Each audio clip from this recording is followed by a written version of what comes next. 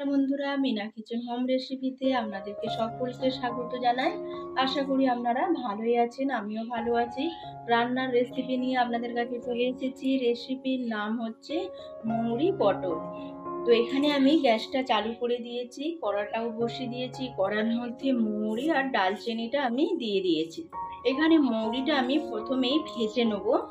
ভেজে নেওয়ার পরে আমি এটা মৌরিটাকে ভালো করে একটু গুঁড়িয়ে নেবো।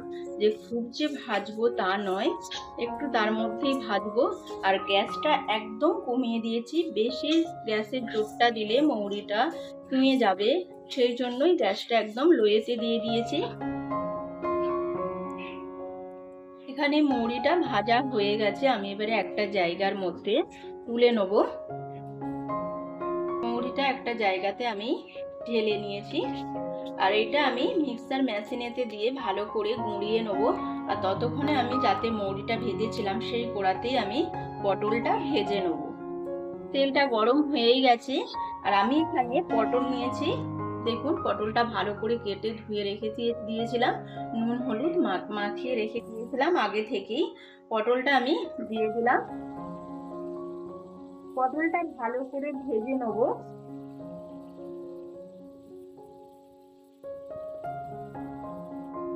এখানে মৌরিটা ভালো করে গুঁড়িয়ে নিয়েছি, দেখুন একদম।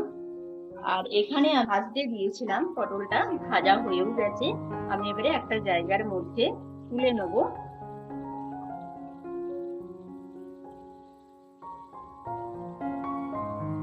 একটা জায়গার মধ্যে তুলে নিলাম।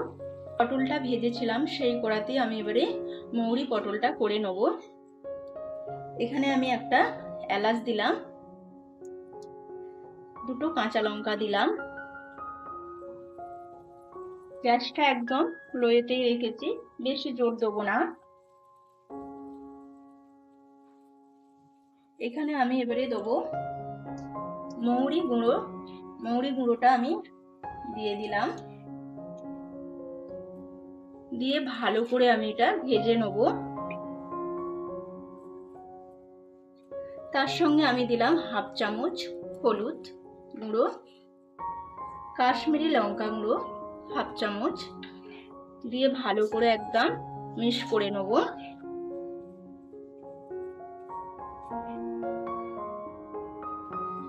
সামান্য জল দিলাম যাতে মশলাটা না শুকিয়ে যায়।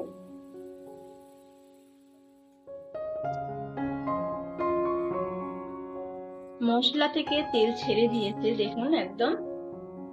আর এখানে সবসময় গ্যাসের ফ্লেমটা একদম কমিয়েই রাখতে হবে, জোর দেওয়া যাবে না একদমই। জোর দিলে মশলাটাও চুঁয়ে যাবে। এখানে আমি দুধ দিয়ে দিলাম।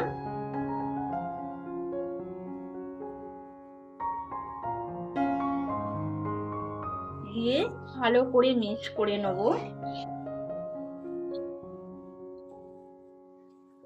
কিছুক্ষণ ফুটতে দেবো। দুধটা দেওয়ার পরে কিছুক্ষণ আমি ফুটতে দেবো।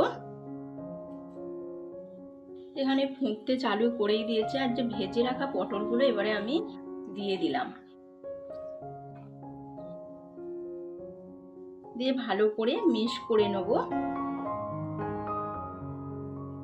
কিছুক্ষণের জন্য আমি চাপাটা দিয়ে রাখবো যাতে পটলের সঙ্গে দুধটা ভাজা যায়, সেই জন্যই আমি চাপাটা দিয়ে রাখলাম। আধ ঘন্টা মতন চাপা দিয়ে রাখবো, তারপরে খুলে দেখব। ঢাকনাটা খুলে দেখব কতটা কি পটলটা হয়েছে। ঢাকনাটা এবারে খুলে দেখব কতটা কি সেদ্ধটা হয়েছে।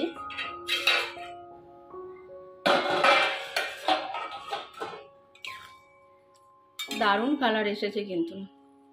এখানে পটলটা হয়ে গেছে। আমি এর মধ্যে অল্প নুন দিলাম, স্বাদ অনুযায়ী নুনটা দিলাম, কারণ পটলেতে নুনটা মাখানাই আছে, সেই জন্যই অল্প দিলাম। স্বাদ অনুযায়ী চিনিটাও দিলাম। দিয়ে ভালো করে মিক্স করে নিলাম। একটা কাঁচা লঙ্কা উপর থেকে দিয়ে দিলাম। কিছুক্ষণের জন্য রাখবো, ফোটাবো, তারপরে নামাবো। মৌরি পটল রেসিপিটা হয়ে গেছে। আমি এবারে গ্যাসটা অফ করে দেবো। এইরকমই আমি রাখবো কড়াইটা। এখানে আমি সর্ষের তেল নিয়েছি।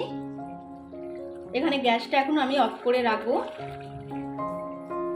এখানে তেলটা গরম হয়ে গেছে। বাটির মধ্যে আমি এই যে মৌরি যে গুঁড়ো করে রেখেছিলাম সেটা আমি এবারে মিক্স করে দিলাম।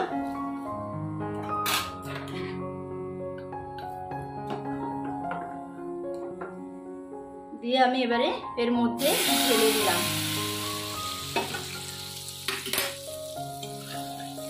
আপনারা পারলে ঘিও ব্যবহার করতে পারেন, আমি ঘিটা ব্যবহার করলাম না, কারণ প্রচণ্ড গরম পড়েছে, বুঝতেই পারছেন। গরমের মধ্যে আবার এতে দুধ দিয়ে আছে, তারপরে ঘি, বুঝতেই পারছেন তাহলে আপসে পেট ছেড়ে দেবে। সেই জন্য আমি ঘিটা ব্যবহার করলাম না। আপনারা যদি পারেন ঘিটা ব্যবহার করতে পারেন। মৌরি পটল রেসিপিটা হয়ে গেছে। আমি এবারে একটা জায়গার মধ্যে তুলে নেব। তুলে নিয়ে আপনাদেরকে আমি দেখাবো। এখানে মৌরি পটলটা আমি একটা জায়গার মধ্যে ঢেলে নিয়েছি, তার সঙ্গে অনেক কিছুই আছে খাবার, সেটা আপনাদেরকে আমি বলবো, দেখাবো। আজকে দুপুরের মেনু। দুপুরের মেনুটা হচ্ছে কি কি আপনাদেরকে আমি দেখিয়ে দিই। প্রথমে ভাত, এখানে ভাত একটা জায়গার মধ্যে আমি ঢেলে দিয়েছি। আর এখানে হচ্ছে তরুলি ভাজা, গাছের আমাদের তরুলি একদম ভাজা করেছি। আর এখানে হচ্ছে ঝোল করেছি, সব রকম একটু সবজি দিয়ে ঝোল করেছি। এখানে গাজর আছে, আলু আছে, ডাঁটা আছে, করলা আছে, বেগুন আছে, ওই দিয়ে একদম রাঁধুনি ফোড়ন দিয়ে আমি ঝোলটা বানিয়েছি। পাতলা পাতলা ঝোল, গরমের মধ্যে দারুণ খেতে লাগবে। আর টমেটোমের চাটনি আছে, আর আম আছে। আজকের দুপুরের মেনু। আর এখানে তো মৌরি পটলটা আছেই।